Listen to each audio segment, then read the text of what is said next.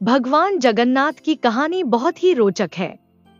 जगन्नाथ पुरी का रथ उत्सव विश्व प्रसिद्ध है, परंतु रथ उत्सव से कुछ दिन पहले ज्येष्ठ पूर्णिमा के दिन जगन्नाथ प्रभु को 108 घड़े जल से स्नान कराने की प्रथा है।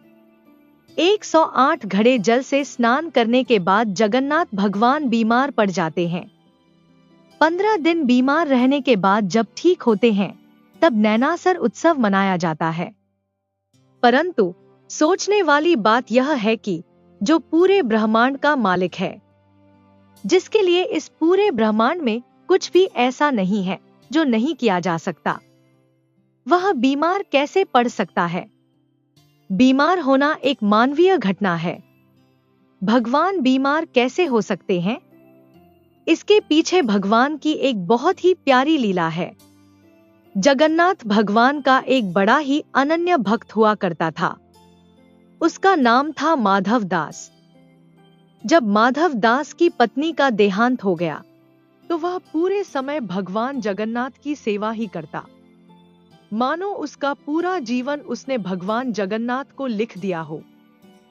सेवा के बाद जो मिलता वह खाता और वहीं भगवान जगन्नाथ के मंदिर के पास अपनी कुटिया में सो जाता।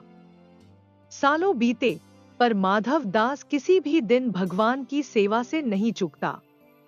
दिन तो बहुत बड़ी बात है, वह किसी क्षण भी भगवान की सेवा से नहीं झुकता। जब माधव दास बूढ़ा हो चला तब वह बीमार रहने लगा। लोगों ने उससे कहा, अब आराम किया करो, तुम बूढ़े भी हो गए हो और बीमार भी रहते हो। परंतु माधव दास किसी की नहीं सुनता, बस अपनी प्रभु सेवा में लगा रहता। अपने दास की सेवा माधव ने की। एक बार की बात है, माधव दास बहुत बीमार हो गया। लोगों ने उससे कहा, वैद्य के पास जाओ, दवाई खाओ। परंतु माधव दास सबसे कहता, जिसके माथ पर हो जगन्नाथ का हाथ, उसे किस बात की चिंता? भगवान है ना, वह सब देख लेंगे। यही कहता और निरंतर अपनी प्रभु सेवा में लगा रहता। एक दिन वह अपनी कुटिया में बीमारी के वजह से बेहोश हो भूमि पर गिर पड़ा। तब प्रभु जगन्नाथ प्रकट हुए। आम मनुष्य भेष में उन्होंने माधव दास को उठाकर चारपाई पर लिटाया। फिर उसके पास रहकर ऐसे माधव दास की सेवा करने लगे मानो एक माँ अपने नवजात शिशु की करती हो। माथे पर पट्टी देकर उसका ज्वार कम करना, उसे काढ़ा पिलाना। माधव दास बहुत ही कमजोर हो गए थे। उसकी सोचने समझने की शक्ति भी बहुत कम हो गई थी। धीरे धीरे जब माधव दास ठीक होने लगे तो एक दिन उन्होंने भगवान को पहचान लिया। पहचानते ही माधव दास प्रभु के सामने हाथ जोड़कर जोर जोर से रोने लगे। रोते हुए कहने लगे, प्रभु आप यह क्या कर रहे हैं? मैं आपका भक्त हूं, मैं आपका दास हूं। आप मेरी सेवा क्यों कर रहे हैं प्रभु? अपने भक्त के आंसू भगवान श्री हरि ने पोंछकर उन्हें अपने हृदय से लगा लिया। प्रभु के हृदय में लीन होकर फिर कौन सी आस और लालसा बाकी रह जाती है? माधव दास को जीवित होते हुए इसी धरती पर साक्षात वैकुंठ का अनुभव हो रहा था। प्रभु ने उसके पीठ को सहलाते हुए उसे चुप कराया। सुबकते हुए माधव दास ने श्री हरि से कहा, हे प्रभु, हे परमानंद, हे परमात्मा, आप तो त्रिलोक के स्वामी हैं। आप ही नारायण हैं, इस पूरे ब्रह्मांड के मालिक हैं।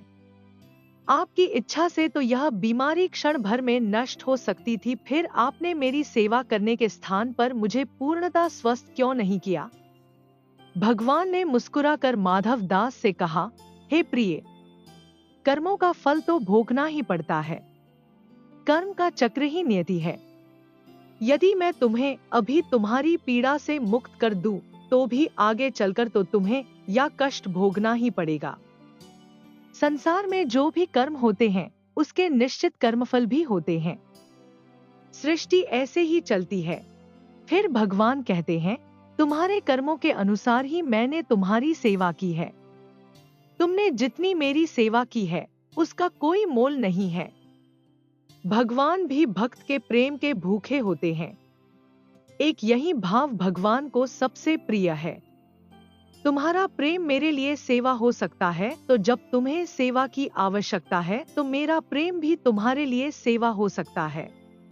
हे मेरे प्रिय माधव दास, तुम्हारे कर्मों का फल तो अवश्य मिलेगा, पर तुम्हारी भक्ति से मैं इतना प्रसन्न हूँ कि तुम्हारे बचे कष्ट अब मैं अपने ऊपर लेता हूँ। अब मैं तुम्हारी यह पीड़ा यही अंत करता हूँ।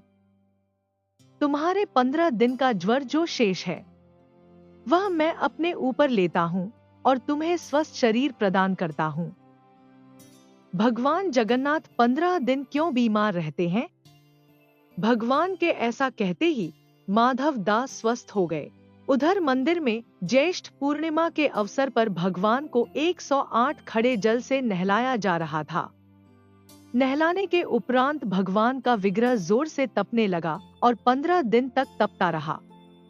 तब से मान्यता है कि जो भी भक्त की पीड़ा प्रभु हरते हैं, उन्हीं कारणों से वे 15 दिनों तक बीमार रहते हैं और इसका कलंक 108 घड़े जल को लगता है। धन्य है वो 108 घड़े एवं जल को प्रभु के लीला के अंग है। प्रभु की लीला अपरंपार है। वीडियो पसंद आया हो तो हमारे इस चैनल को लाइक, शेयर और सब्सक्राइब करना ना भूले। मिलते हैं अगले वीडियो में, तब तक के लिए जय श्री जगन्नाथ भगवान।